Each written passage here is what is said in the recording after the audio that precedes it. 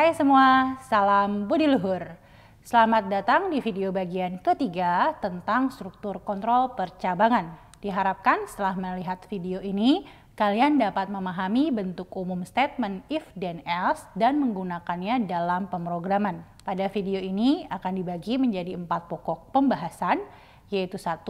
Bentuk umum statement if dan else, 2. Pseudocode statement if dan else, 3. Flowchart statement if dan else, dan yang keempat, contoh statement if dan else. Kita masuk ke topik pembahasan pertama, yaitu bentuk umum statement if dan else. Bentuk umum statement if dan else diawali dengan memberikan sintak if, yaitu if dalam kurung kondisi. Dilanjutkan pada baris berikutnya dengan statement true diletakkan di antara tanda bracket kurung kurawal. Berikutnya silakan tambahkan kata else. Pada baris berikutnya tambahkan statement false diletakkan di antara tanda bracket kurung kurawal. Selanjutnya diikuti dengan next instruction. Pada bentuk umum if dan else, instruksi dijalankan dengan membaca sintak if, yaitu if kondisi. Jika kondisi bernilai benar atau true, maka akan menjalankan statement true dilanjutkan dengan next instruction.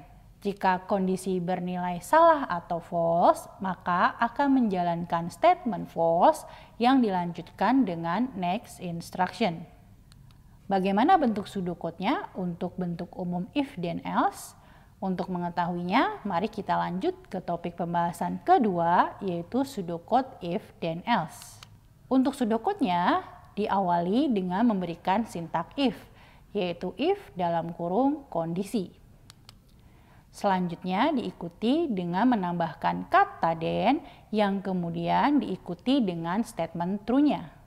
Baris selanjutnya yaitu menambahkan kata else yang diikuti dengan statement false-nya. Ditutup dengan and if yang dilanjutkan dengan next instruction jika ada. Dapat dilihat perbandingan sebelah kiri adalah bentuk umum if dan else dan sebelah kanan adalah pseudocode-nya. Setelah mengetahui pseudocode-nya, bagaimana dengan bentuk flowchart-nya? Mari kita masuk ke topik pembahasan berikutnya untuk mengetahui flowchart bentuk umum if dan else. Pertama, kita gunakan simbol decision yang di dalamnya bisa diberikan keterangan sesuai dengan kondisi pada sintak if-nya.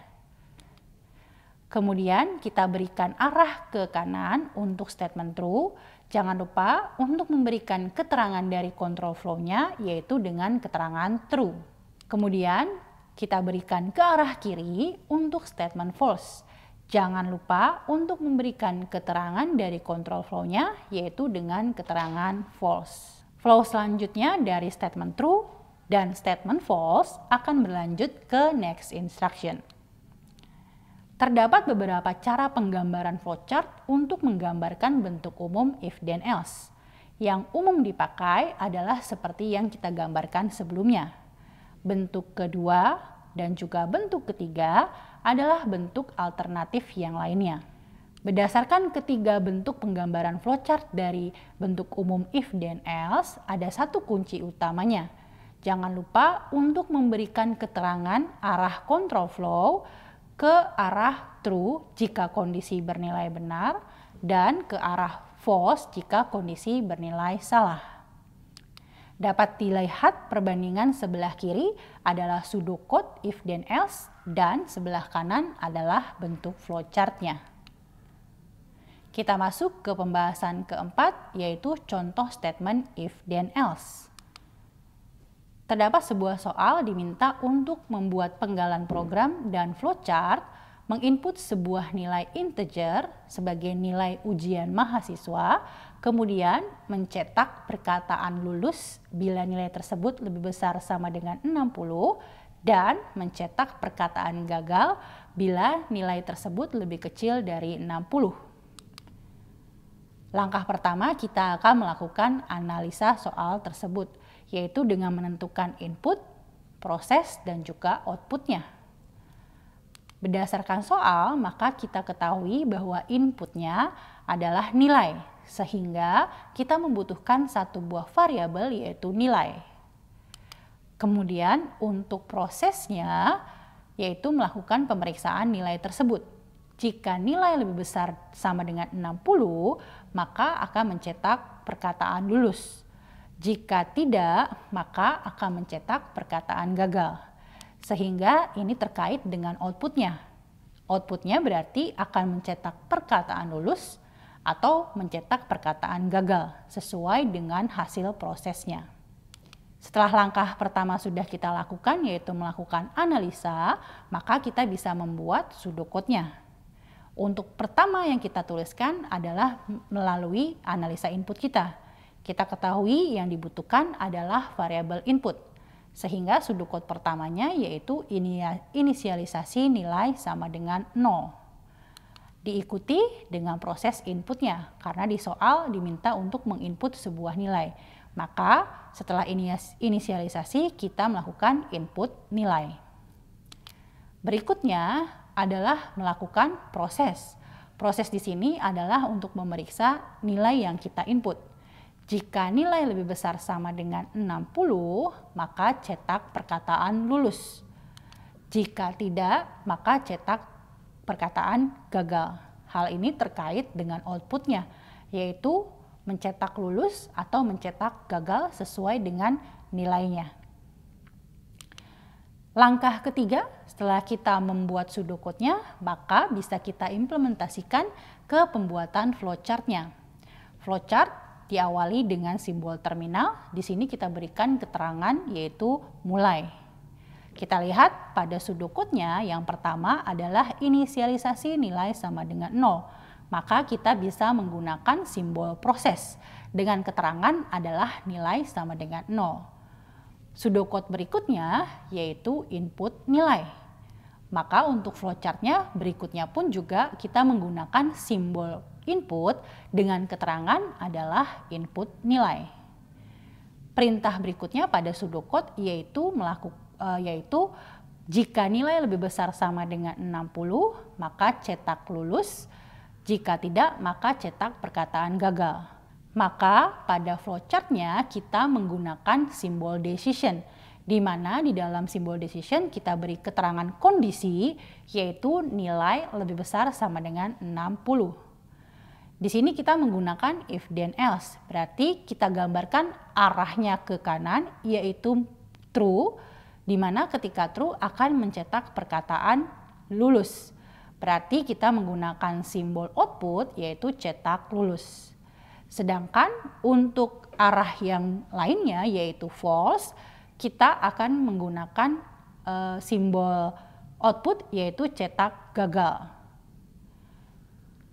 Selanjutnya pada flowchart-nya jangan lupa untuk ditutup dengan menggunakan simbol terminal dengan keterangan adalah selesai. Setelah kita membuat flowchart-nya, karena di soal diminta untuk membuat penggalan program, berarti dari flowchart yang sudah kita buat, kita coba implementasi ke dalam pemrogramannya. Di sini akan menggunakan bahasa C sebagai contohnya. Dari flowchart, kita lihat simbol pertama adalah proses yaitu nilai sama dengan 0. Maka pada pemrogramannya kita melakukan deklarasi nilai dengan tipe data integer diisi dengan nilai 0. Kemudian untuk simbol berikutnya yaitu input nilai. Maka pada pemrogramannya kita menggunakan perintah scanf nilai. Berikutnya adalah decision, yaitu memeriksa apakah nilai lebih besar sama dengan 60. Jika benar maka perkataan lulus, jika salah atau false maka akan mencetak perkataan gagal. Berarti pada pemrogramannya kita menggunakan sintak if then else. Sintak if-nya kondisinya adalah nilai lebih besar sama dengan 60. Kemudian diikuti dengan statement true. Kita lihat pada flowchart statement true-nya adalah cetak lulus. Maka printf lulus. Jangan lupa else kita tambahkan diikuti dengan statement false-nya. Berarti kita lihat pada flowchart statement false-nya adalah cetak perkataan gagal. Maka setelah else kita berikan perintah printf gagal. Untuk pemecahan contoh soal if then else terdapat cara yang kedua. Perbedaannya pada flowchart cara pertama dan cara kedua adalah yaitu pemeriksaan kondisinya. Pada simbol decision untuk cara yang kedua, kondisinya adalah nilai lebih kecil dari 60. Jika nilai lebih kecil dari 60 sesuai dengan soal, maka alur salahnya adalah mencetak gagal. Sedangkan jika kondisinya bernilai salah, maka akan mencetak lulus. Demikian video bagian ketiga struktur kontrol percabangan. Semoga setelah melihat video ini kalian dapat memahami dan menggunakan bentuk umum statement if then else. Sampai jumpa di video berikutnya yaitu struktur kontrol percabangan lanjutan. Salam budi luhur.